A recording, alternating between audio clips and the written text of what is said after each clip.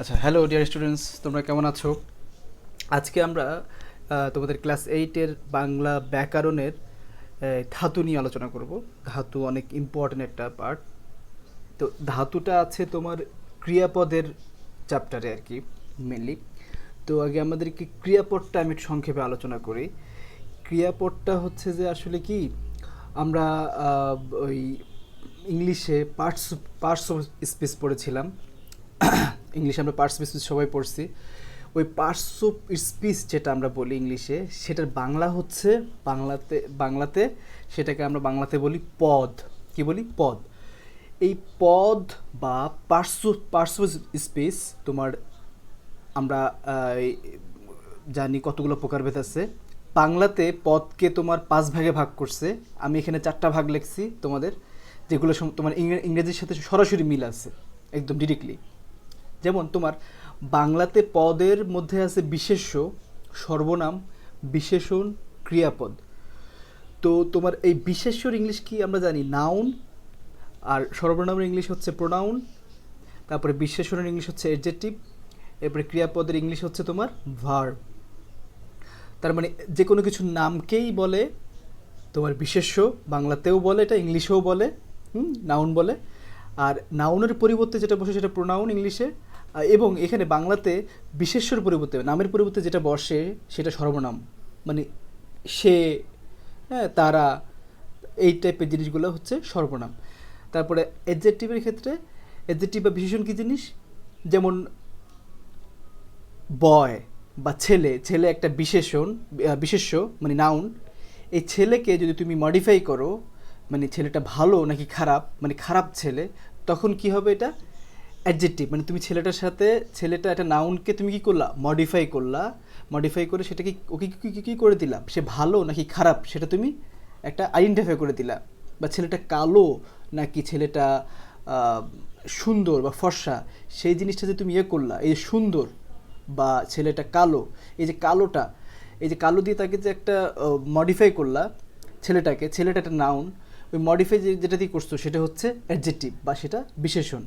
তার মানে বিশেষণ জিনিসটা অনেকেই বুঝে না। বিশেষণ জিনিসটা হচ্ছে কি, কোনো একটা নাউনকে বা প্রোনাউনকে মডিফাই করলে, কোনো একটা নতুন একটা শব্দ দিয়ে। হ্যাঁ, যেমন আমার হাত, হাত একটা নাউন, হ্যান্ড একটা নাউন বা বিশেষ্য। এই হাতটাকে আমি যদি বলি এটা কালো হাত, তাহলে আমি হাতটাকে কি করলাম? বিশেষিত করলাম। এই যে কালোটা শব্দটা আনলাম, এটাই হচ্ছে বিশেষণ বা এডজেক্টিভ। এবার আমি যদি বলি সাদা হাত বা ফর্সা হাত, তাহলে ফর্সাটা এখানে কী হবে? এডজেক্টিভ বা বিশেষণ। তাহলে বিশেষণের ব্যাপারটা আমরা ক্লিয়ার। এবার ভার্ব কী জিনিস? ভার্ব হচ্ছে যে কোনো কিছুর কাজকেই ভার্ব বলে। হ্যাঁ, কোনো কাজ করাকেই ভার্ব বলে। বাংলাতেও সেম, কোনো কাজ করাকে ভার্ব বলে। করা, যাওয়া, খাওয়া, সব কিছু ভার্ব। তো ঠিক আছে, আমরা এখন এই চ্যাপ্টারে আমরা মেইনলি আলোচনা করবো এই ভার্ব নিয়ে বা ক্রিয়াপদ নিয়ে। তো ইংলিশে যেমন তোমার ভার্বের মধ্যে বেস ফর্ম থাকে, এরকম বাংলাতেও ভার্বে এর ক্রিয়াপদের মূল অংশ আছে। তো ইংলিশে ভার্বের বেস ফর্ম হচ্ছে তোমার, মনে করো ডু একটা ভার্ব, এই ভার্বটার সাথে আমি ডু যোগ করে, আমি ইএস যোগ করে কি করতে পারি? ডাজ লিখতে পারি। আবার আইএনজি যোগ করে আমি কি লিখতে পারি? ডুইং লিখতে পারি। তো এই যে আমি ডু ডুকে ডাস করলাম বা ডুইং করলাম, এটার বেস ফর্ম কিন্তু হচ্ছে ডু। হ্যাঁ, মেন ভার্বটা হচ্ছে কি? ডু। এরকম প্রত্যেকটা, এই বাংলাতেও প্রত্যেকটা ক্রিয়াপদের তোমার মেইন যে অংশটা, মূল যে অংশটা, সেটাই হচ্ছে কি? ধাতু। তাহলে ধাতু কি জিনিস? ক্রিয়াপদের মূল অংশটাই হচ্ছে ধাতু। যেমন বাংলাতে, ইংলিশে তো তুমি ইএস যোগ করছো বা আইএনজি যোগ করছো, কিন্তু বাংলাতে যখন তুমি যোগ করবা ওইটাকে তোমার বলে বিভক্তি। যেমন বলো কর একটা শব্দ, হ্যাঁ, একটা ধাতু, এটাকে যদি আমি যুক্ত করি, তাহলে এটা হয়ে যাবে করা। তাহলে এটা এটা হয়ে যাচ্ছে তোমার কি? কর হচ্ছে ধাতু, ধাতু সাথে কি যুক্ত হলো? বিভক্তি। বিভক্তি যুক্ত হলো। তাইলে ধাতু এবং বিভক্তি যুক্ত হয়ে কি কি তৈরি হয়? তোমার এই ক্রিয়াপদ তৈরি হয়। ঠিক আছে?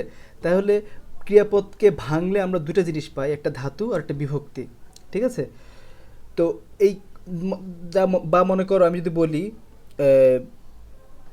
মনে করো পর পর একটা মনে করো ধাতু, এটার সাথে আমি যদি যুক্ত করি এ, এই বিভক্তি যুক্ত করে তাহলে কী হয়ে যাবে পরে। তাহলে তোমার শব্দতে যদি এটা দেওয়া থাকে পরে, পরের তোমার যদি বলে ধাতুটি কী হবে, তাহলে তুমি বলতে পারবে যে পরের ধাতু হচ্ছে পর। ঠিক আছে, তাহলে ধাতু হচ্ছে কি, ধাতু হচ্ছে ক্রিয়াপদের মূল অংশটাকে ধাতু বলে, ক্রিয়াপদের মূল অংশটাকে ধাতু বলে।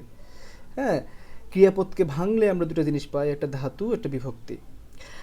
আচ্ছা, এখানে এই তোমার ধাতু চেনার আরেকটা সহজ উপায় আছে সেটা হচ্ছে যে ধাতুর নিচে সবসময় হসন্ত থাকবে। কি থাকবে? হসন্ত। এই হসন্ত মানে কি? হসন্ত মানে হচ্ছে এখানে কোনো সাউন্ড থাকে না, অসাউন্ড থাকে না। ঠিক আছে, নর্মালি আমরা যদি নর্মালি বাংলার সবগুলা বর্ণে, ব্যঞ্জন বর্ণে বিশেষ করে ব্যঞ্জন বর্ণে সবগুলোতে কি সাউন্ড আছে, যেমন ক, খ, গ, ঘ, এগুলো সবগুলোতে অসাউন্ড আছে। সবগুলোতে কি সাউন্ড আছে? অসাউন্ড আছে। এই যে অসাউন্ড আছে তার মানে এখানে কি নেই, এখানে হসন্ত নেই দেখি এটা অসাউন্ড হচ্ছে। কিন্তু তুমি যদি এখানে হসন্ত দিয়ে দাও তখন তুমি এটাকে আর ক বলতে পারবে না। হ্যাঁ, অ উচ্চারণ করতে পারবে না, ক মানে একটা ইয়ে হবে। হ্যাঁ, মানে এখানে কোনো অ উচ্চারণ হবে না। তারপরে খ এর ক্ষেত্রে তুমি যদি নিচে হসন্ত দিয়ে দাও তাহলে এখানে কোনো কী হবে না, অ উচ্চারণ হবে না। এরকম হসন্ত দেওয়া মানে কি এখানে কোনো অসাউন্ড নেই বা বাড়তি কোনো সাউন্ড নেই।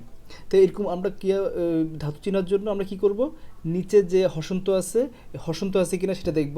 তারপরে 2 নম্বরে যেটা দেখব সেটা হচ্ছে যে তুই, তুই দিয়ে তুমি যখন কোনো একটা সেন্টেন্স বানাতে যাও তখন একটা বাক্যে তুই দিয়ে যখন তুমি একটা ভার্বকে গঠন করতে যাও তখন যে ধরনের একটা এক্সপ্রেশন আসে সেটাকে আমরা মানে বলতে পারি ধাতু। যেমন তুই কিন্তু আবার ধাতু না, তুই একটা জাস্ট শব্দ মানে মনে রাখার জন্য তুই দিয়ে তুমি একটা যদি ভার্ব তৈরি কর, ভার্ব সহ একটা সেন্টেন্স বানাও, তুই প্লাস ভার্ব সহ একটা সেন্টেন্স বানালে তখন ভার্বটার যে একটা পজিশন থাকে সেটাকে আমরা ধাতু বলি। যেমন তুই বল, তুই বল, তুই বলো হবে না কিন্তু এখানে তুমি হলে কি হইতো, বলো হতো। এই বলটা কিন্তু ধাতু না, বলটা ধাতু না। ধাতু হইতে হলে তখন এটাকে কী হইতে হইতো, বল হইতে হইতো, বল, বল। এই যে বলটা যে তুমি ধাতু, এটা কীভাবে বুঝবা, এই যে তুই দিয়ে তুমি যখন ইয়ে করবা এটাকে তুই বল। হ্যাঁ, তুমি বলো হলে কি হচ্ছে না, ধাতু হচ্ছে না। তুই হলে, তুই দিয়ে যখন তুমি ইয়ে করতেছো তখন কি হচ্ছে, ধাতুটা আমরা পেয়ে যাচ্ছি। বা তুই যা, তুই খা, তুই পর। ঠিক আছে, এই যে আমরা তুই দিয়ে যেভাবে প্রকাশ করতেছি এটাই হচ্ছে ধাতু, ধাতু চেনা সহজ সহজ উপায়। আচ্ছা, ধাতুকে তোমার 3 ভাগে ভাগ করছে। হুম, প্রথমত ধাতুকে 3 ভাগে ভাগ করছে। একটা হচ্ছে মৌলিক ধাতু বা যেটাকে তোমার স্বয়ংসিদ্ধ ধাতু বলে। স্বয়ংসিদ্ধ ধাতু কেন? এ ইন্ডিপেন্ডেন্ট, এ কারোর উপর ডিপেন্ড করে থাকে না, এর কোনো কিছু হেল্প লাগে না। এর বাড়তি কোনো স্বরবর্ণের হেল্প লাগে না। আর সাধিত ধাতু এর হেল্প লাগে, মৌলিক ধাতুর সাথে আ যুক্ত হয়ে এই সাধিত ধাতুটা গঠিত হয়। তাহলে সাধিত ধাতু কী জিনিস? মৌলিক ধাতুর সাথে আ যুক্ত হয়ে সাধিত ধাতু গঠিত হয়। তাই এই জন্য তোমার মৌলিক ধাতু হচ্ছে কি ইন্ডিপেন্ডেন্ট, হ্যাঁ স্বাধীন, মানে স্বয়ংসিদ্ধ, নিজেই স্বয়ংসম্পূর্ণ, কারো হেল্প লাগে না। আর সাধিত ধাতু হচ্ছে কি ডিপেন্ডেন্ট, অন্যের উপর নির্ভর করে থাকে, এই মৌলিকের উপর ডিপেন্ড করে থাকে। হ্যাঁ, এই ডিপেন্ডেন্ট, এই মৌলিক ছাড়া এই সাধিত গঠন করতে পারে না। সেই জন্য মৌলিকটা স্বয়ংসিদ্ধ বলে, স্বয়ংসিদ্ধ ধাতু বলে এটাকে, বা মৌলিক ধাতু বলে। এরপরে আছে সাধিত ধাতু, এরপরে আছে যৌগিক ধাতু বা সংযোজকমূলক ধাতু। আচ্ছা, এখানে আবার এগুলোর আবার প্রকারভেদ আছে। মৌলিক ধাতু 3 প্রকার, সাধিত ধাতু 3 প্রকার, আর যৌগিক ধাতুর কোনো প্রকারভেদ নাই। এটার কোনো প্রকারভেদ নাই, শুধু মৌলিক ধাতু 3 প্রকার, সাধিত ধাতু 3 প্রকার, আবার ধাতুও 3 প্রকার। তাহলে ধাতুর প্রকারভেদে আমরা যদি প্রকারভেদ জিজ্ঞাসা করে তাহলে চোখ বন্ধ করে আমরা 3 প্রকার দিতে পারি। শুধু যৌগিক ধাতুর ক্ষেত্রে কোনো কি নেই, প্রকারভেদ নেই। তাহলে মৌলিক ধাতু তোমার 3 প্রকার কি কি? বাংলা ধাতু, সংস্কৃত ধাতু, বিদেশি ধাতু। বাংলা ধাতুগুলো কীভাবে চিনব? সহজেই তুই দিয়ে আমরা ওই যে কিছুক্ষণ আগে করলাম তুই যা, তুই খা, তুই বল, এই যে বল, খা, যা, এগুলো সবগুলোই বাংলা ধাতু। তুই দিয়ে যে ধরনের ইয়ে করা হয়, হ্যাঁ সেন্টেন্সগুলো গঠন করে এই ভার্ব তৈরি করা হয়, সেগুলোই হচ্ছে কি তোমার বাংলা ধাতু। তো এবার সংস্কৃত ধাতু কোনগুলো? সংস্কৃত ধাতু হচ্ছে তোমার যুক্তবর্ণ থাকবে সংস্কৃত ধাতুর মধ্যে, ঋকার থাকবে, এরপরে তোমার ফলা থাকবে, বা ফলা, ম ফলা, জ ফলা, এগুলো থাকবে। আচ্ছা, এগুলো বিস্তৃত আসতেছি, তারপরে আগে আমি একটু সংক্ষেপে বলে নিই। বিদেশি ধাতু কোনগুলো? বিদেশি ধাতু তোমরা ওই যে আমরা হিন্দিতে দেখি টুট গিয়া, হ্যাঁ, মাঙ্গঙ্গা, হ্যাঁ, ডার গিয়া। এই যে টুট গিয়া মানে কি? ভেঙে গেছে। মাঙ্গঙ্গা মানে, মাঙ্গা মানে কি? চাওয়া, কোনো কিছু চাওয়া। বা ডার গিয়া মানে, ডার মানে কোনো কিছু ভয় পাওয়া। এই যে এগুলো হচ্ছে বিদেশি বিদেশি ধাতু। ডার, মাং, টুট, এই টাইপের আরও কিছু আছে। এরপরে আছে তোমার সাধিত ধাতু। সাধিত ধাতু তিন প্রকার। এটা হচ্ছে নাম ধাতু, প্রযোজক ধাতু, কর্মবাচ্য ধাতু। প্রযোজক ধাতু, কর্মবাচ্য ধাতু দুটোটা সেম, শুধু শুধু বাড়াইছে। হ্যাঁ, দুটো সেম জিনিস, কোনো পার্থক্য নেই। নাম ধাতুটা কি? নাম ধাতুটা হচ্ছে নাউন আর অ্যাডজেক্টিভের সাথে যখন আ যুক্ত হয়। যেমন কর, করের সাথে কি যুক্ত হয়েছে? আ যুক্ত হয়ে করা হয়ে গেছে। বা তোমার হাত, হাত একটা নাউন, মনে করো হাত একটা নাউন, হ্যাঁ, হাতের সাথে আ যুক্ত হয়ে হাতা হয়ে গেছে। হ্যাঁ, হাতা হয়ে গেছে। এটাই হচ্ছে কি? নাম ধাতু। আর প্রযোজক ধাতু কি? অন্যকে দিয়ে কাজ করায় যে ধাতুগুলা, সেগুলো হচ্ছে প্রযোজক ধাতু। যেমন শিক্ষক ছাত্রকে পড়াচ্ছে, এখানে পড়াচ্ছে, এই যে পড়াচ্ছেন, পড়াচ্ছেনের মধ্যে এই যে পড়া, পড়াটাই হচ্ছে কি? পড়া অংশটাই হচ্ছে প্রযোজক। পড়া, পড়াচ্ছেনের মধ্যে পড়া, এটাই হচ্ছে প্রযোজক ধাতু। এই কর্মবাচ্য ধাতু কি? কর্মবাচ্য ধাতু প্রযোজক ধাতুর মতোই।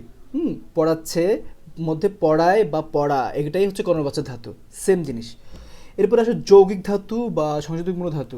যৌগিক ধাতু, সংযোজকমূলক ধাতু একটা নাম ধাতুর মতো, নাউন বা অ্যাডজেক্টিভের সাথে যখন তোমার এখানে আ যুক্ত হয়েছে নাম ধাতুতে, কিন্তু যৌগিক ধাতুতে কর, দে, পা, খা, ছাড়, এই যে এই শব্দগুলো যুক্ত হয় যৌগিক ধাতুতে। হ্যাঁ, মনে করো ভয় কর, কাজ কর, হ্যাঁ, আমার আমার হাত ছাড়। এই যে আমরা এই ধরনের এক্সপ্রেশন দিই না, এখানে এই ছাড়, কর, এগুলা এভাবে ইউজ হয়, এগুলা এই যৌগিক ধাতুর উদাহরণ। আচ্ছা, এটা বিস্তারিত আমরা দেখি। মৌলিক ধাতু বা স্বয়ং সিদ্ধ ধাতু বলে এটাকে, বা এটাকে আমরা ইন্ডিপেন্ডেন্ট ধাতু বলতে পারি। এই মৌলিক ধাতু তিন প্রকার। কি কি? বাংলা ধাতু, সংস্কৃত ধাতু, বিদেশি ধাতু। বাংলা ধাতু কি? মনে করো সে নাচে, এই নাচের মধ্যে নাচ যোগ এ, হ্যাঁ, একে যদি আমি ভাঙি তাহলে কীভাবে হচ্ছে? নাচ যোগ এ। এই যে নাচ, এই নাচ শব্দটাই হচ্ছে নাচ, এই যে ইয়েটা, হ্যাঁ, শব্দাংশটা, এটাই হচ্ছে ধাতু। ঠিক আছে? নাচ, দেখছো, বাংলা ধাতু। বা তুই নাচ, এটাকে আমরা এভাবে বলতে পারি, তুই নাচ। তাহলে আমরা সে নাচে, নাচে শব্দটা বল, যদি তোমাকে তোমার প্রশ্ন আসতে পারে নিচের সে নাচে, এখানে এই নাচে শব্দটার মধ্যে তোমার কোন ধাতুর উদাহরণ? নাচে শব্দটা কোন ধাতুর উদাহরণ? বলে বাংলা ধাতু, তারপর সংস্কৃত ধাতু, বিদেশি ধাতু, নাকি তোমার যৌগিক ধাতু? তখন তোমার বাংলা ধাতু আনসার করতে হবে, কারণ নাচে থেকে নাচ হয়। ঠিক আছে? নাচ থেকে নাচ এ, এ বিভক্তি যুগে এটা কী হয়েছে? নাচে হয়েছে। হ্যাঁ, আবার যদি বলতো যে তোমার নাচা, তো সেই ক্ষেত্রে আবার সাধিত ধাতু হয়ে যেত। নাচ থেকে নাচা, নাচা হলে তখন কি? সাধিত ধাতু, সাধিত ধাতুর উদাহরণ। আচ্ছা, এরপরে তোমার বাংলা ধাতুর আরও উদাহরণ দেখি। মনে করো তুই কর, তুই খা, তুই পড়। এই যে পড়, খা, কর, এগুলোই হচ্ছে বাংলা ধাতুর উদাহরণ। এরপরে তোমার সংস্কৃত ধাতুর উদাহরণ দেখি। সংস্কৃত উদাহরণ আমরা দেখেছিলাম যে এর আগে, যে তোমার যুক্তবর্ণ থাকে, যুক্তবর্ণ থাকে, এই যুক্তবর্ণ আছে, হ্যাঁ, দন্ত শয় থ, স্থা মানে স্থান। তারপরে তোমার থাকে তোমার এই, তোমার থাকে রিকার, রিকার এই যে এখানে আছে দ্রি, হ্যাঁ, দয়ের সাথে রি আছে, দ্রি। দৃশ্য, দৃশ্য, দৃশ্যের এই দৃশ্য শব্দটার দ্রিটা হচ্ছে একটা সংস্কৃত ধাতু। তারপর কৃত মানে কেনা, কিনে ফেলেছে যেটা, এই কৃত, কৃত শব্দের ক্রিটা হচ্ছে কি? সংস্কৃত ধাতু। কীভাবে বুঝলাম? এই যে ফলা, এটা হচ্ছে রফলা, সংস্কৃত ধাতুর রফলা। তাহলে কি দেখলাম? স্থান, স্থান শব্দের স্থা হচ্ছে যে সংস্কৃত ধাতু। দৃশ্য, দৃশ্য শব্দের দ্রি হচ্ছে যে সংস্কৃত ধাতু। কৃত, কৃত শব্দের ক্রি হচ্ছে যে সংস্কৃত ধাতু। এরপর বিদেশি ধাতু দেখো। বিদেশি ধাতুর উদাহরণ কিছুক্ষণ আগে একবার দিয়েছি। হিন্দি যে তোমরা ল্যাঙ্গুয়েজটা যদি মনে রাখতে পারো, হিন্দি কিছু এক্সপ্রেশন, তাহলে বিদেশি ধাতু ইজিলি মনে রাখতে পারবে। যেমন তেমন দেখো ডারে গিয়া, হ্যাঁ, ডার গিয়া মানে হচ্ছে ভয় পেয়ে গেছে। তাহলে তারপরে মনে করো ফির চালো মানে, বা ফির করো, ফির করো মানে হচ্ছে আবার করো। হ্যাঁ, মানে অ্যাগেইন করো। বা টুট গিয়া মানে ভেঙে যাওয়া, বা লাটক গিয়া মানে হচ্ছে যে তুমি মনে করো ঝুলানো। তারপরে খাট গিয়া মানে খাটাখাটি করা। তারপরে মাঙ্গা মাঙ্গা মানে কি, মানে কোনো কিছু চাওয়া। এই একটা উদাহরণ দিচ্ছি এখানে, তোমার সে ভিক্ষা মেঙ্গে খায়। এই যে মেঙ্গে খায় মানে হচ্ছে কি, সে ভিক্ষা মেঙ্গে খায় মানে হচ্ছে যে কি, ভিক্ষা চেয়ে খায়। মাঙ্গা মানে কি, চাওয়া। ভিক্ষা চেয়ে খায়। ঠিক আছে, তার মানে দেখতেছো তো বিদেশি ধাতুটা কীভাবে ইউজ হচ্ছে। এভাবে উদাহরণ আসবে, এভাবে তোমার প্রশ্ন আসতে পারে এমসিকিউতে যে ভিক্ষা মেঘে খায়। এখানে মেঘে শব্দটি কোন ধাতুর উদাহরণ? বিদেশি, সংস্কৃত, বাংলা, নাকি তোমার মনে করো বলবে সাধিত, তখন তুমি বিদেশি ধাতুর উদাহরণ এটা দিয়ে দিবা ইজিলি। এরপরে আসো সাধিত ধাতু বা ডিপেন্ডেন্ট ধাতু বা প্রত্যয়যুক্ত ধাতু। এটাকে কি বলতে পারি, প্রত্যয়যুক্ত ধাতু। সবগুলোর সাথে আছে নর্মালি। তো তোমার মৌলিক ধাতুর সাথে যুক্ত হয়েই এই সাধিত ধাতুগুলো নর্মালি গঠিত হয়। যেমন মনে করো সে ঘুমাচ্ছে, নাম ধাতুর একটা উদাহরণ দিই। সে ঘুমাচ্ছে, এখানে ঘুমটা হচ্ছে কি মৌলিক ধাতুর উদাহরণ, কিন্তু ঘুমের সাথে যদি তুমি যুক্ত করো ঘুমা, তাহলে ঘুমা হচ্ছে সাধিত ধাতু। ঠিক আছে, তাহলে ঘুমা হচ্ছে সাধিত ধাতু এখানে। আর ঘুমা যেহেতু বিশেষণ, তাই এটি নাম ধাতু। হ্যাঁ, এই ঘুমানোটা একটা কি, এটা অ্যাডজেক্টিভ, তো এটা কি নাম ধাতু এই জন্য। তারপরে দেখো তোমার মনে করো হাত। হ্যাঁ, হাত একটা মনে করো শব্দ। হাতটাকে তুমি যদি হাতের সাথে লাগাই দাও, মনে করো হাত একটা নাউন। হ্যাঁ, হাতের সাথে যদি তুমি লাগাই দাও তাহলে কী হয়ে যাচ্ছে, হাতা। তাহলে এটা একটা তোমার কি নাম ধাতু। আচ্ছা, এরপরে প্রযোজক ধাতু বা কর্মবাচ্য ধাতু। প্রযোজক ধাতু, কর্মবাচ্য ধাতু দুটোই সেম জিনিস, হ্যাঁ, কোনো পার্থক্য নেই, এই জন্য একসাথে লিখছি। তো প্রযোজক ধাতুটাই আমরা আগে মেনলি এটা প্রযোজক ধাতুর উদাহরণই বলবো। বাবা ছেলেকে পড়াচ্ছেন, মানে কাজটা নিজে না করে কি অন্যকে দিয়ে করানোটাই হচ্ছে প্রযোজক ধাতুর কাজ, মানে প্রডিউসার বা ম্যানেজার টাইপের আর কি। হ্যাঁ, অন্যকে দিয়ে কাজ করানো। তো প্রযোজকের ইংলিশ কি, প্রডিউসার মনে করো। ওই যে ছবিতে দেখি না, প্রডিউস করে। তো প্রডিউস মানে কি, সে কাজটা অন্যকে দিয়ে করাচ্ছে, নিজে কিন্তু করতেছে না। তো বাবা ছেলেকে পড়াচ্ছেন, বাবা নিজে কিন্তু পড়তেছে না, ছেলেকে পড়াচ্ছেন। তারপরে মনে করো মা শিশুকে চাঁদ দেখাচ্ছে, বা মা শিশুকে খাওয়াচ্ছে। এই যে বাবা শিশুকে বাবা তার ছেলেকে দিয়ে বাজার করাচ্ছে, এই যে ওর অন্যকে দিয়ে কাজ করাচ্ছে। এই যে এই ধরনের যে সেন্টেন্সগুলোতে তোমার ভার্বটা ইউজ হয়, ক্রিয়াপদটা ইউজ হয়। হ্যাঁ, এটা হচ্ছে ক্রিয়াপদ। এই ক্রিয়াপদটার যে তোমার ধাতু ইউজ হয় সেটাই হচ্ছে প্রযোজক ধাতু। ঠিক আছে, এই ধরনের সেন্টেন্সগুলোতে যে ধরনের ক্রিয়াপদ ইউজ হয় সেই ধরনের ক্রিয়াপদটাই হচ্ছে কি প্রযোজক ধাতু। যেমন পড়াচ্ছেন এর মেইন যে ধাতুটা সেটা হচ্ছে পর থেকে পড়াচ্ছেন আসছে। পর হচ্ছে মৌলিক ধাতু, পর হচ্ছে কি মৌলিক ধাতু। এরপরে আসছে কি, কিন্তু পর থেকে কি হয়, আমরা কি বলতে পারি, পরকে পড়া, পরের সাথে যুক্ত করে আমরা কি বলতে পারি, পড়া। তার মানে পড়াটা হচ্ছে, তখন আবার পড়া দিয়ে দিলে যুক্ত করলে কি হয়ে যাবে, যুক্ত করলে সাধিত ধাতু হয়ে যাবে। বা এটাকে আমরা কি বলবো, প্রযোজক ধাতু। এই সেন্টেন্সে এটা প্রযোজক ধাতু। তাহলে পরের সাথে যুক্ত হয়ে এখানে কি হয়ে গেছে, এটা প্রযোজক ধাতু হয়ে গেছে। তাহলে পড়াচ্ছেনের মধ্যে পড়া হচ্ছে কি প্রযোজক ধাতু, বা পড়াই হচ্ছে প্রযোজক ধাতু, বা এটাকে তুমি কর্মবাচ্য ধাতু বলতে পারো। আচ্ছা, তারপরে আসো সংযোজকমূলক ধাতু বা যৌগিক ধাতু। ধাতু বা যৌগিক ধাতু একদম ইজি। মানে তোমার এখানে অ্যাডজেক্টিভ বা নাউনের সাথে যখন তুমি কোনো ধরনের মানে কর, দে, পা এই টাইপের এই কিছু শব্দ লাগাবা, হ্যাঁ, ধাতু টাইপের, ওগুলো তখন তোমার যৌগিক ধাতু বলবো বা সংযোজকমূলক ধাতু বলবো। মনে করো ভয় পাওয়া, লজ্জা পাওয়া, তারপরে ভালো, এগুলো তোমার এক ধরনের অ্যাডজেক্টিভ বা বিশেষণ। তারপরে গলা, জিভা মানে জিভ, তারপরে কান, এগুলো তোমার কি নাউন। হ্যাঁ, আমাদের কান, জিভা, গলা এগুলো নাউন বা বিশেষ্য বাংলাতে বলে। তো এবার দেখো ভয়ের সাথে আমি যদি কর লাগাই দিই তাহলে ভয় কর, লজ্জার সাথে দে লাগাই দিলে তাহলে হবে লজ্জা দে, ভয়ের সাথে পা লাগাই দিলে হবে ভয় পা, ভালোর সাথে কর লাগাই দিলে হবে ভালো কর।